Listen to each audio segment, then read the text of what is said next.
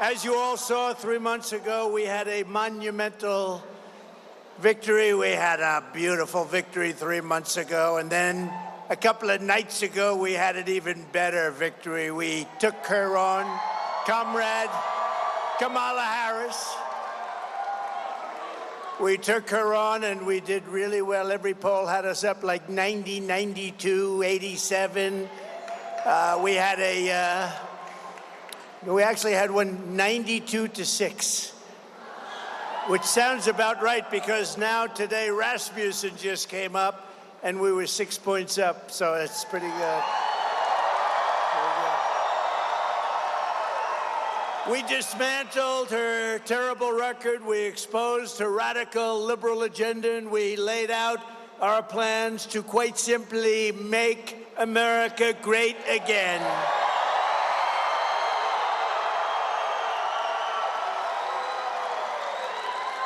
Meanwhile, Comrade Kamala Harris, showed up spewing lies and meaningless platitudes with no plans, no policies, and no solutions whatsoever. She doesn't have a clue. The only thing she had was a lot of people trying to push her over the line. It's not happening. We're not going to let this country be destroyed. It's already in deep trouble. She offered American voters nothing but falsehoods and hoaxes while our country is being destroyed. Our country is being destroyed. Do we know that? Not going to be for long. Honestly, November 5th is going to be the most important day in the history of our country. I really believe that.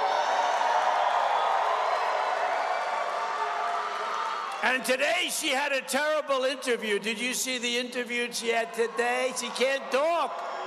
She can't talk. She can't talk without maybe getting the answers. What's the story with that? Did she get the questions? Do you think? So I hear she got the questions, and I also heard she had something in the ear, a little something in the ear. No, Kamala, do this. Say it this way, Kamala. Okay, be quiet. Too many people watching. She had a terrible interview today with the Philadelphia TV station, a big word salad. She just kept talking. She had no idea what the hell she was saying. She reminded me of Sleepy Joe Biden. But people said that I was angry during the debate. And I said, why wouldn't I be angry? Of course I'm angry. We got 21 million people that came into our country, invading our communities, invading our cities and our towns, and destroying our country. I'm angry about Venezuelan gangs taking over Aurora, Colorado. And I'm angry about illegal Haitian migrants taking over Springfield, Ohio. You see that mess, don't you? And the Colorado governor is petrified. He's scared. He doesn't know what to do. The Venezuelans are attacking my state, he said. The Venezuelans have big AK-47 Supremes. There's a Supreme. Where the hell did they get these guns? Our soldiers can't get these guns. They're taking over our country from within. I mean, can you believe it? Then we got Kamala. I'm angry about young American girls being raped and murdered by savage criminal aliens that come into our country very easily but very illegally. I'm angry about rampant inflation destroying our middle class, and the American people are damn angry too. We're all angry. Country's being wrecked. That's why 53 days from now, we're going to tell Harris that we've had enough. Our country can't take it anymore. Comrade Kamala Harris, you're fired. You're fired. Get out. Get out.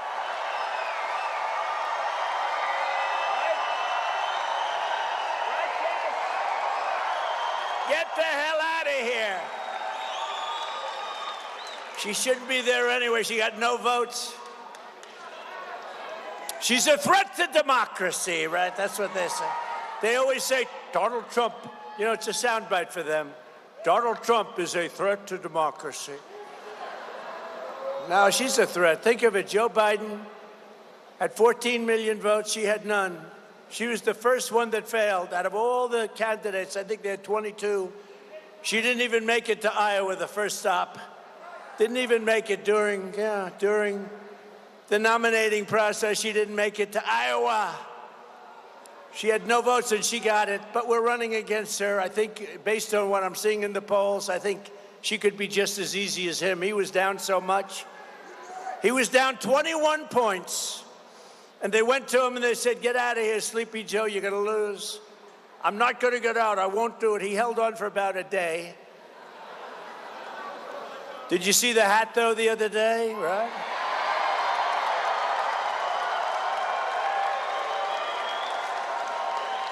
He walked into a great, beautiful area in Pennsylvania. I was there because that's where one of the planes came down. You know that? It was incredible. The reverence that we had for that area. It's horrible. But the bravery of those people on that plane. But the fire station, which was so brave also, and they did a fantastic job. And the place was stacked with every family member. And Joe went in first, and nobody, they didn't even, you could hear a pin drop. And then one of the firemen said, put the hat on. Put it on. And I thought he was a little bit rough, Cash. I thought he was a little bit rough, actually. You know, we're talking to the President of the United States, right? But this fireman, rough guy, obviously a Trump fan. So they throw him, Make America Great. Look at him, look at all of them. Oh, I love your hat. Stand up, look at him. No, stand up right there. Turn around, show the cameras. I love that. I love that hat. You're going to have to give me that hat later. I'm going to have to make it, okay? Would you do that? You're so cute. Oh, I'm not allowed to say that. That could be the end of my political career. We're not allowed to say that anymore. That's a great hat. But they looked at Joe, they said, put on the hat. No, I can't do that. It wouldn't look good. You know, it says Trump on it. No, it doesn't say that. It says Make America Great Again. And then the guy goes, put it on now. Okay. And he puts it on, and the rest is history. It was so bad. Right? The rest is history. Sleepy Joe. What's better, Sleepy Joe or Crooked Joe? Okay, ready? A free poll. You know, it's Friday night. We have a lot of time, right? Do you think later on, should I do the snake or not? People love the snake. It's so appropriate. Okay, you ready? A quick poll. Ready? I'll go Sleepy Joe, and then I'll go Crooked Joe. Ready? Who likes Sleepy Joe? Who likes Crooked Joe?